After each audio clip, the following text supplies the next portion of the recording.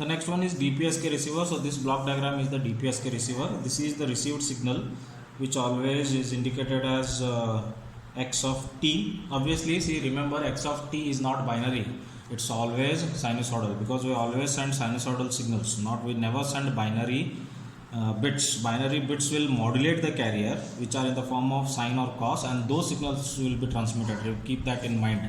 Okay, so the received signal is not binary, it is sinusoidal signal, which is applied to a band pass filter. So what is the work of the band pass filter? It obviously rejects the noise. So that is the work of the band pass filter.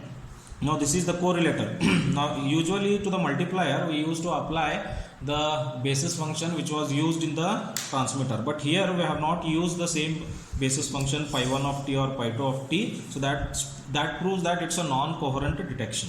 So after the band pass signal, the one input for the multiplier is the original output of the band pass, and another one is the delayed version of the band pass filter. Now there is an integrator, so together it makes a correlator. The output of the correlator is L, and this is the decision device which will decide whether it has to choose 1 as the symbol or 0 as the symbol, depending upon the threshold and the value of the L. If the value of the L is more than 0, if it is greater than 0, then the symbol 1 will be chosen. If the L is smaller than 0, then symbol 0 will be chosen by the decision device. Now there are two possibilities which can happen here.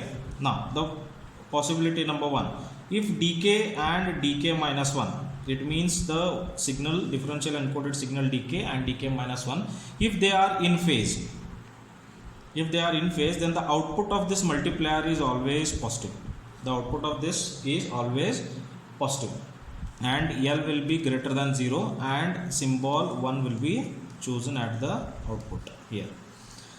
Now how it happens? See, as we know that dk is equal to bk multiplied by dk minus 1 plus complement of bk dk minus 1 complement, which we have seen, because at the transmitter the XNOR, what is the XNOR output at the transmitter? XNOR output is equal to bk XNOR with dk minus 1.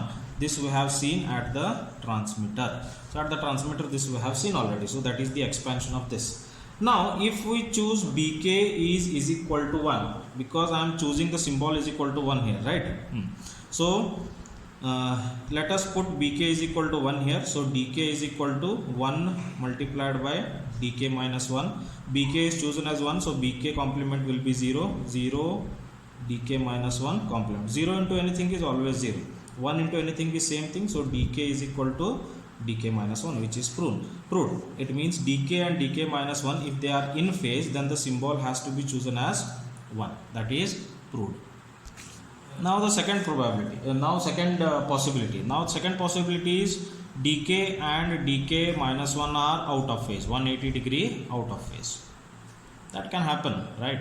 So if it is out of phase, then the output of the multiplier is always negative. That case L will be less than 0. When L is less than 0, then which symbol has to be chosen? Symbol 0 has to be chosen. Simple. Let us prove it. Again the same equation consider. dk is equal to bk multiplied by dk minus 1 plus bk complement dk minus 1 complement. Now which symbol you have chosen? 0. It means bk is equal to 0. Now dk is equal to 0 into dk minus 1 plus bk is 0, so bk complement will be 1 multiplied by dk minus 1 complement. So 0 into anything will be 0, 1 into anything will be the same thing. So dk is equal to dk minus 1 complement. You can see here dk and dk minus 1, if it is 1 it is 0, if it is 0 then it will be 1. So they are exactly 180 degree out of phase with each other, which proves that when they are out of phase, symbol 0 will be chosen. Automatically L will be smaller than 0. If they are in phase with each other, then automatically symbol 1 will be chosen and L will be greater than 0. The probability of error, no derivation for this, probability of error will be half exponent of minus EB divided by N0. That you should keep in your mind.